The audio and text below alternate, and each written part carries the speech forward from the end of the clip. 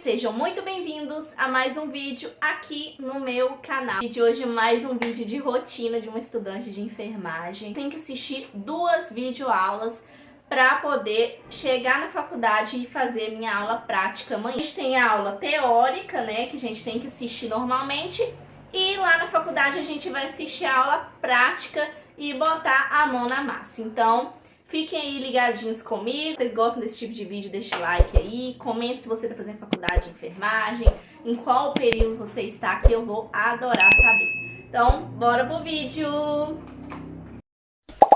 Gente, eu vou fazer o meu login aqui agora, para eu poder assistir às aulas.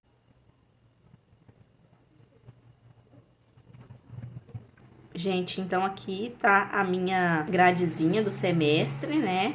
E eu tô em processo de cuidar em enfermagem, então bora lá.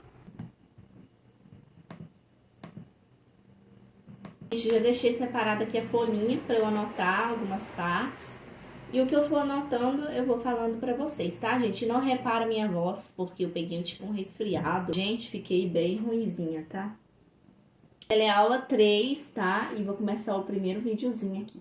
Olá, acadêmico! Olá, acadêmica! Seja bem-vindo, seja bem-vinda à nossa terceira teleaula da disciplina de processo de cuidar em enfermagem. Eu sou a professora Franciele Midori, sou a professora responsável por essa disciplina e hoje nós iremos falar sobre relacionamento terapêutico. Quando a gente fala em relacionamento terapêutico, é importante a gente entender a nossa relação entre enfermeiro e o nosso paciente. Relações pautadas em questões éticas, em uma boa comunicação, em como que eu vou prestar o meu cuidado da melhor forma possível para o nosso paciente. Então, nós temos aí vários quesitos que envolvem o relacionamento terapêutico. Na aula de hoje, nós veremos sobre isso, como que nós podemos desenvolver um ótimo relacionamento terapêutico para o nosso paciente. Lembrando que, quando nós pensamos para que o paciente ele consiga se recuperar bem, eu preciso ter um bom relacionamento em questão da equipe de enfermagem para com ele também, né? Para ele continuar um prognóstico, né? Para que ele tenha um bom procedimento terapêutico, para que ele melhore como um todo. Então, nesse sentido, na nossa aula de hoje, nós falaremos sobre isso. E falaremos então como nós podemos aplicar isso na nossa prática. Como que eu, enquanto enfermeira, eu posso desenvolver um bom raciocínio clínico, raciocínio crítico, para eu poder ser um profissional competente, né, baseando no que eu conheço, nas minhas habilidades e também nas minhas atitudes.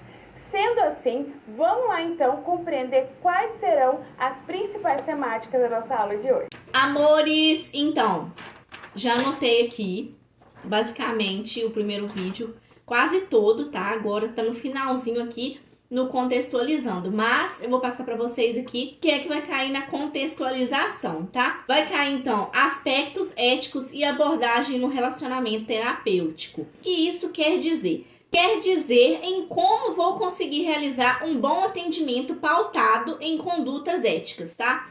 Então, nós temos o nosso código de ética, né, que a gente começa a ver já no início da faculdade. E aí, qualquer área, gente, da enfermagem, o professor explicou, qualquer área da enfermagem que você for escolher, você tem que ter ética, você tem que ser um profissional que segue a ética. Sempre conduzir todas as suas ações da melhor forma possível, sendo o mais ético possível. Com isso, no dia a dia, a gente tem o código de ética que vai dar pra gente um respaldo, né? Existe nosso código de ética que vai nos auxiliar no sentido, né, de como, por exemplo, será que eu estou sendo ético nessa situação? Será que o conselho pensa em relação a essa conduta? Código de ética a gente tem dever, tem direito, tem proibições, tá? Então, ele dá um respaldo pra gente saber, né, como é que a gente deve ter na enfermagem, coisas que pode fazer, o que não, o que é proibido, o nosso direito, tá? Então tem tudo isso. Caiu também que a gente vai ver sobre os fundamentos do cuidado, que é a questão do relacionamento terapêutico em si, né? Como que realizamos nossos cuidados. Cai também como podemos desenvolver um bom raciocínio clínico e crítico. Falaremos do cuidado centrado na família, que são pontos importantes. Temos fundamentos para proporcionar o melhor cuidado possível E a gente não vai cuidar do paciente só na técnica, tá, gente? A gente cuida do paciente como um todo. A parte do mental, do físico, do espiritual, do emocional. Então, como um todo mesmo, e o cuidado não é apenas só na técnica. A enfermagem é a arte do cuidar, então isso abrange tudo, tá? Porque ter saúde não é você só não ter doença. Às vezes você é saudável, mas aqui você tá com algum problema. A saúde é um todo, tá? A gente tem que cuidar de um todo. Vai entrar também a anamnese, que é como realizar uma coleta de dados de uma forma precisa, né? É o processo de investigação, onde vamos conversar, né, com o paciente, coletar dados importantes para poder dar seguimento ao cuidado aí de uma forma individual, porque cada um é cada um tem o seu problema, tem o seu sinal vital, cada um tá ali de uma forma, né? Individualmente, né? Cada pessoa vai ter o seu cuidado ali separadinho, tá? Para vocês acompanharem aí a próximo videozinho.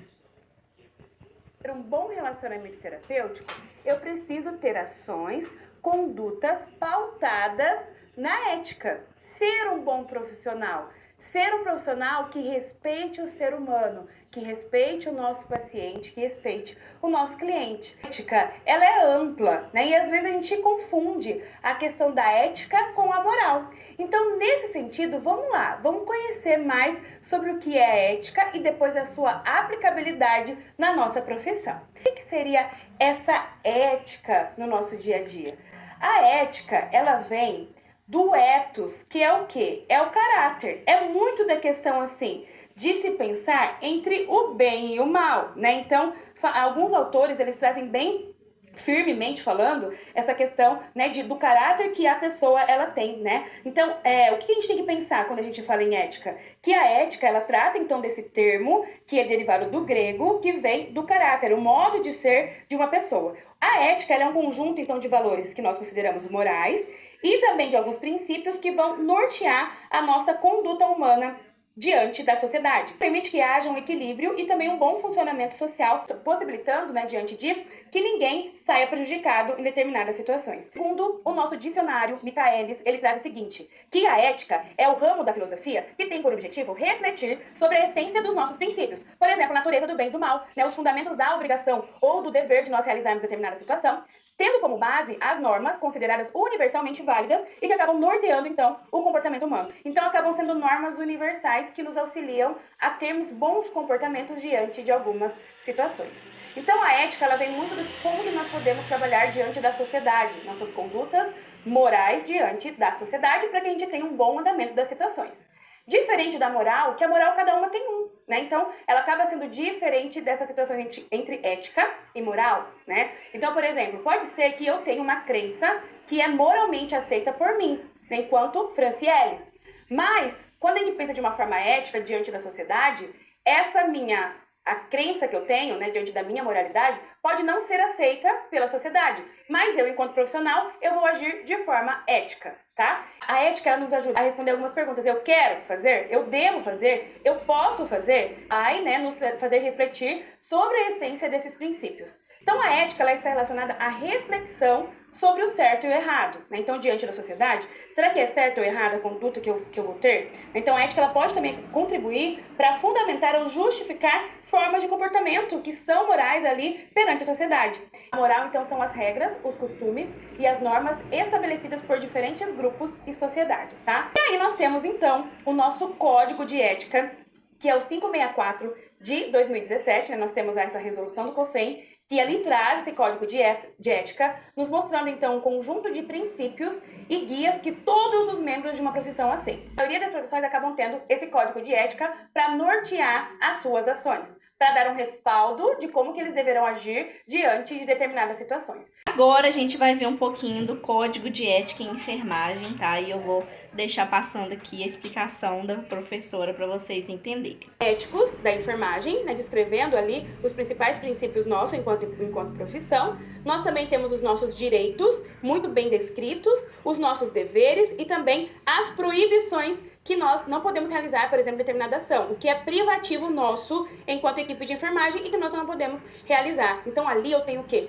uma diretriz, eu tenho ali uma forma de poder verificar se o que está acontecendo ali na prática profissional está correto ou não, né? Tem esse embasamento. Então, o Código de Ética nos permite esse embasamento, tá? Então, algumas das questões mais comuns com as quais os enfermeiros se deparam incluem a confidencialidade, né? Então, nós lidarmos com essa questão da confidencialidade, né? Nós precisamos preservar a identidade, preservar, né, o diagnóstico, preservar as informações do nosso paciente. Então, isso é uma questão ética nossa enquanto profissional. E também questões relacionadas ao dizer a verdade e questões sobre o término de vida. Muitas vezes pode vir alguém de outro local, algum colega nosso, que tem um conhecido internado e ele quer saber como que ele tá, né? Qual que é o diagnóstico que a pessoa tem. Às vezes é um diagnóstico que a pessoa não quer que outras pessoas saibam. Nós, enquanto profissionais, nós não podemos sair falando para qualquer pessoa, né? A não ser as pessoas que estão ali envolvidas no cuidado do paciente, sobre essas particularidades do nosso paciente. Informações que são responsabilidade nossa de não passar para os outros, mas que pertencem ao nosso paciente. Ou até mesmo a questão da verdade, né? Então nós precisamos ter cuidado em falar a verdade para o nosso paciente, para o familiar, né? Não esconder, não mentir, né? Então isso também é uma questão ética. Apenas prolonga a vida sem qualidade de vida. Então,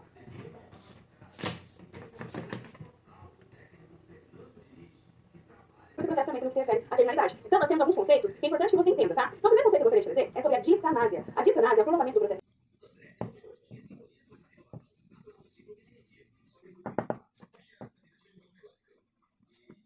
Galera, então eu tô aqui na parte da terminalidade, né, em questão da vida.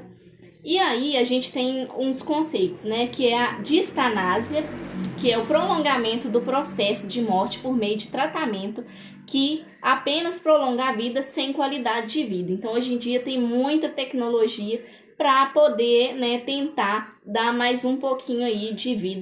De ética, entre as proibições, ela proíbe, no artigo 74, promover ou participar de prática destinada a antecipar a morte da pessoa. Então, está descrito no nosso Código de Ética da Enfermagem sobre a prática da eutanásia, né? Então, nós, enquanto profissionais, nós estamos proibidos, né? Tanto de promover como também participar. Haja visto, então, como eu falei anteriormente, que no nosso país a eutanásia é considerada crime, tá? Meus amores, então eu vou finalizar aqui essas videoaulas para o vídeo não ficar tão extenso. Vou parar por aqui de gravar, mas essa aí é a matéria que a gente vai seguir para a próxima aula prática, tá? Em relação a isso. E aí vai ter a segunda teleaula, né? Na verdade, a 3 e a 4. Então, a quarta teleaula é que vai trazer mais sobre a aula prática. Então, eu vou finalizar esse vídeo aqui com vocês, mas vou dar seguimento. Vou tentar trazer a parte 2 desse vídeo para vocês. Então, deixa o like aí, comenta, compartilha e se inscreva no canal para vocês não perder nenhum vídeo novo, tá bom?